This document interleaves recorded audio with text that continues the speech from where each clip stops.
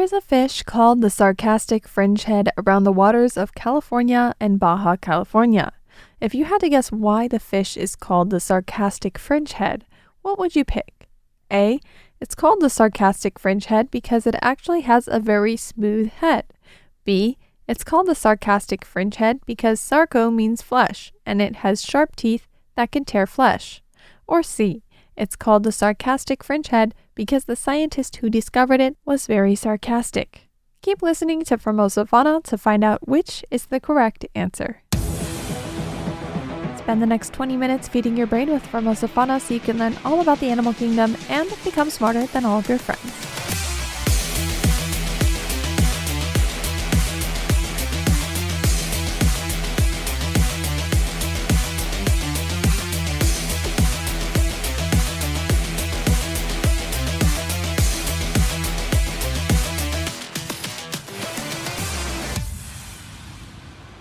Every Friday is Formosa Fauna Friday. Hello, I'm Tristan Hildebrand, the voice of Formosa Fauna. I love animals and I love talking about them. If you're even remotely curious about the animal kingdom, you're in the right place. On today's agenda, a lot of S's here. We're going to talk about a starfish takeover in Kaohsiung, survival tips, sarcastic fringeheads, and the scientist of the day, Mary Ward. First, let's get caught up on the current animal events here in Taiwan.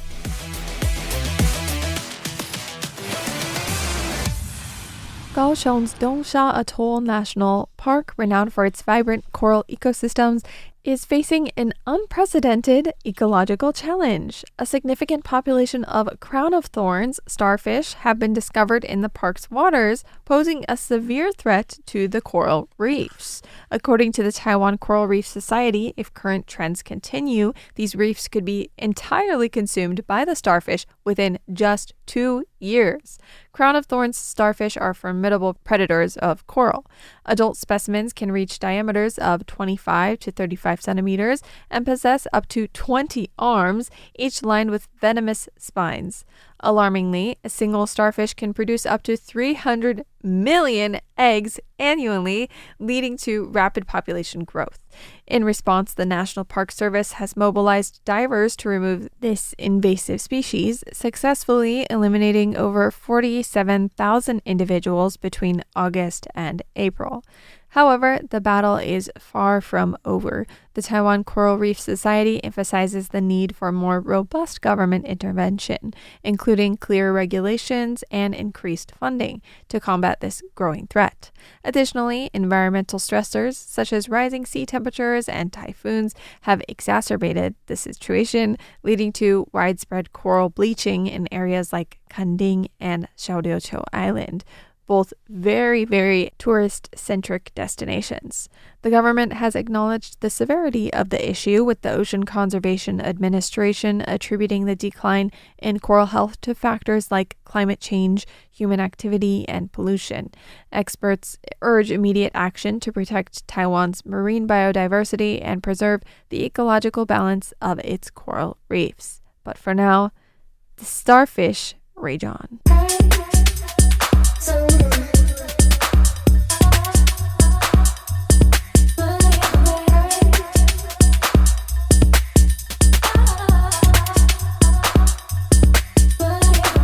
It's that time of year again. Your survival tip this week: stay away from any jellyfish-like marine organisms to ensure a safe beach experience. If you don't know a lot about jellyfish, then just don't try your luck.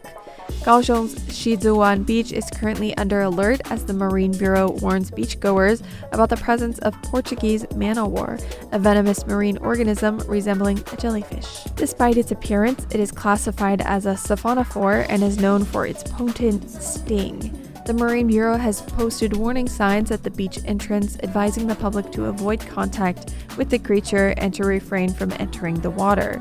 One vigilant visitor reported spotting a man-o'-war approximately half the length of an index finger, underscoring the importance of staying cautious.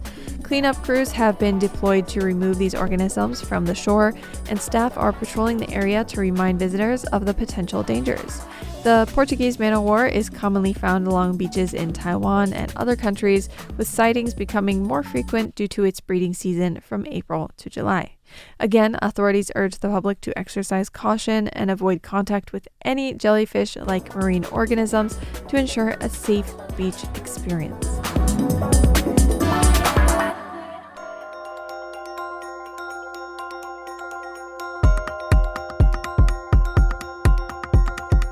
Taiwan is an island that is 70% covered by mountains, lakes, and jungle. Taiwan's early connections to the Pacific and Southeast Asia are well established and are the basis for seeing Taiwan as an ocean nation. Did you know that over 17,000 species thrive in the deep sea where no light penetrates the ocean waves? Or that there are 38,000 different kinds of microbes in just 1 liter of seawater? These were all discoveries made by the Census of Marine Life, a 10-year international effort that assessed the diversity, distribution, and abundance of marine life. Today, you're going to learn about the sarcastic fringehead and why it is called that. This fish doesn't have a very large distribution map. In fact, it is essentially only found in shallow waters along the California and Baja California coasts. This fish is famed for its feisty temperament, especially over territory. People and scientists have observed what looks like kissing in between the sarcastic fringeheads, which is actually mouth wrestling between rivals, not lovers. They will gape their hugely wide, stretched mouths with glaring colors inside, displaying rows of teeth, and prepare to fight over a favored shelter or a patch of seafloor. These creatures belong to the blenny group, a large group with about 900 species of mainly bottom-dwelling marine fish. The sarcastic fringehead will base itself in a shelter or lair, like a rocky crevice, a coral overhang, an old crab burrow, or a large seashell. In recent times, they may also favor human debris, like bottles, plastic containers, or cans, coming out to eat fish eggs, worms, or shrimp. Sarcastic fringeheads breed much like other blennies, so the female will lay her eggs inside the male's retreat or territory, where he fertilizes and guards them.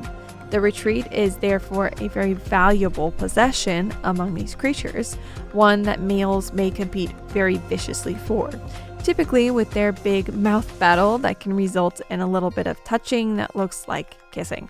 Whichever has the biggest mouth typically wins, and the loser with the smaller mouth will swim away. The evolutionary driver producing such an extraordinarily wide-mouthed feature is sexual selection, according to Steve Parker, who says females typically choose the male with the biggest mouth. The mouth can also extend to 4 times its usual width. When relaxed, the big mouth retracts and folds into what looks like big, wide lips. Regarding the name of the species, sarcastic does not derive from an ironic or cynical disposition, but rather from its rows of small, sharp teeth that can rip through flesh. Sarco means flesh, like how it's used in the word sarcophagus. Fringehead then refers to the hair-like fringes above the eyes and on the head in a way that looks like long, exotic eyelashes.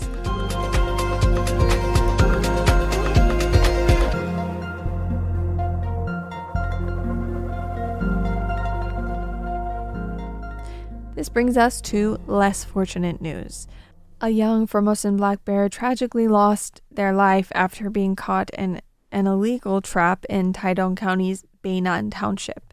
Over the past few weeks, we've seen developments that have suggested that the Formosan black bear's habitat, which was originally secluded to sort of the higher mountainous areas in Taiwan, is now largely overlapping with humans and at lower altitudes than we've ever seen before. On Monday morning, members of the indigenous Penaski community reported hearing distressing sounds emanating from the forest. Responding swiftly, the Forestry and Nature Conservation Agency dispatched a team of 18 rescuers to the site. Using a blowgun, they took down the 55-kilogram male bear and transported it to Wild One Wildlife Hospital in Kaohsiung. Despite immediate medical attention, the bear succumbed to sepsis caused by an infection from a lasso trap. An autopsy will be conducted by the Ministry of Agriculture's Veterinary Research Institute to determine the exact cause of death. The site of the trap was only 440 meters above sea level, a mere 130 meters away from the nearest residence, and less than 3 kilometers from Provincial Highway 9. Such proximity increases the risk of encounters between bears and humans. In response, the Forestry and Nature Conservation Agency plans to remove illegal traps and upgrade hunting equipment to prevent further harm to these protected animals. They also urge the public to report any sightings of trapped wildlife immediately, emphasizing that reporting such incidents will not result in prosecution. The agency commended the indigenous Panaski community for their prompt action in reporting the trapped bear, which allowed for a swift response.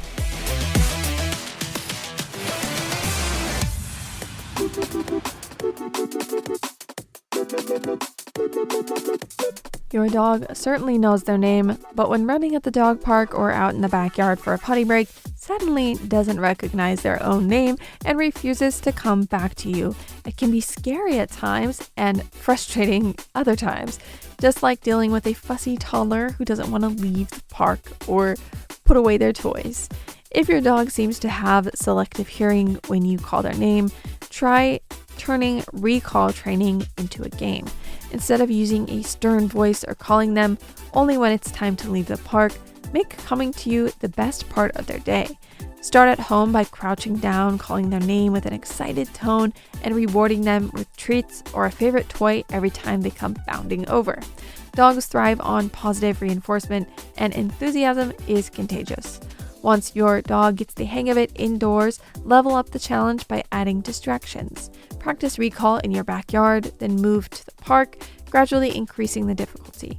Every time they come to you, throw a little party by clapping, praising, or offering a treat, tossing a ball, whatever. This reinforces the idea that coming when called doesn't mean fun is over, it means fun is happening. Bonus points if you mix up your rewards so they never know what surprise awaits them. The real key here, though, is never call your dog to you for something they dislike, like a bath or a nail trim. If you have to do something unpleasant instead, go to them. This keeps the come command, or calling their name command, as something that is consistently positive. With a little playfulness and consistency, your dog will start racing toward you like you're the best thing in their world, because to them, you really are. This segment of the show will teach listeners just like you how to train dogs. Starting with the basics, tune in each episode and you'll eventually be able to do just about anything as far as training your dog goes. I don't currently live with any dogs, but find the knowledge widely applicable as I grew up with dogs, hear of people in my circle who are struggling to train their dogs, and run into stray dogs on my way home in Taiwan just about every single day. So if you're like me and don't currently have a way to apply these methods, well, stick around, learn a little bit, because there's no telling exactly when they may come in handy.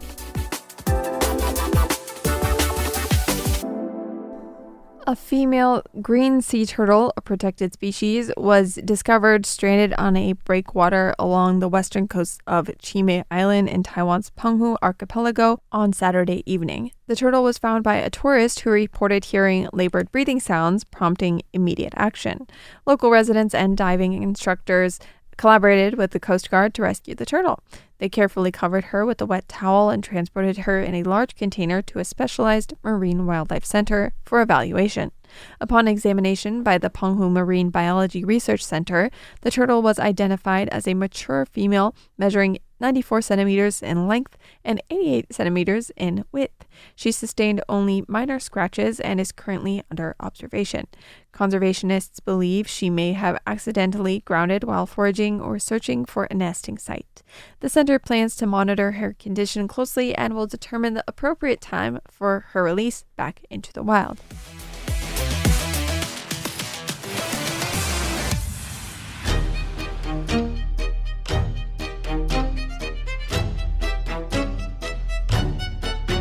Today's Scientist of the Day, Mary Ward.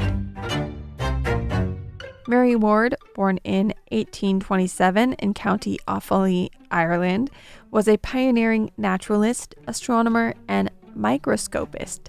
From a young age, she exhibited a keen interest in nature, collecting insects by the age of 3. Her scientific endeavors were supported by her prominent family connections, including her cousin William Parsons, 3rd Earl of Ross, who constructed the world's largest telescope at the time, the Leviathan of Parsonstown. Ward's contributions to science were multifaceted.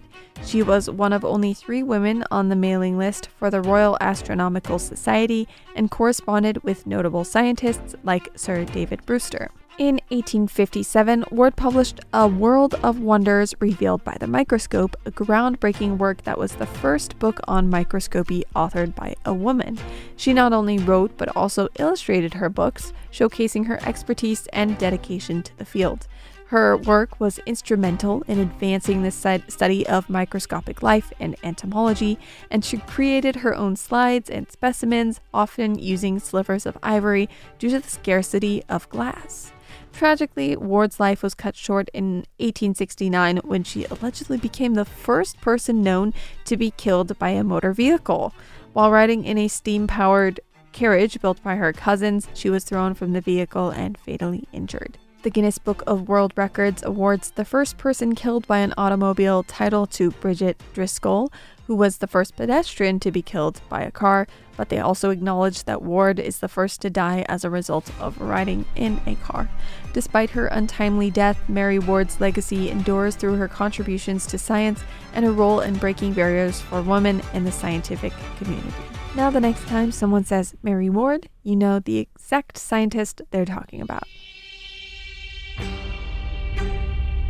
In a delightful twist of nature's ingenuity, hermit crabs on Taiwan's Taiping Island have been spotted using pristine sea snail shells.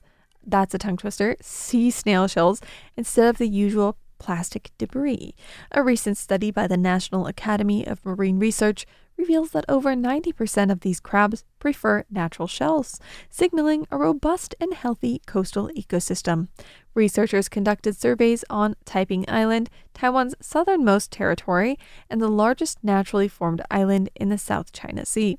They recorded nearly 600 land hermit crabs and identified 3 species, including Conobita rugosus, Conobita brevimanus, and Conobita perlatus. The study found that 81% of the hermit crabs on Taiping Island carried turban shells. 13% used other types of sea snail shells, it is a tongue twister, and only 6% relied on giant African land snail shells. Notably, none of them were found using artificial debris as a shelter, contrasting with global trends where many hermit crabs have resorted to using man-made waste due to scarcity of natural shells. The relative ecological health of Taiping Island, attributed to its geographic isolation over 1,600 kilometers from mainland Taiwan, has helped preserve its biodiversity. With the establishment of the Academy's South China Sea Research Station in late 2021, researchers now have a permanent base from which to conduct ongoing ecological surveys.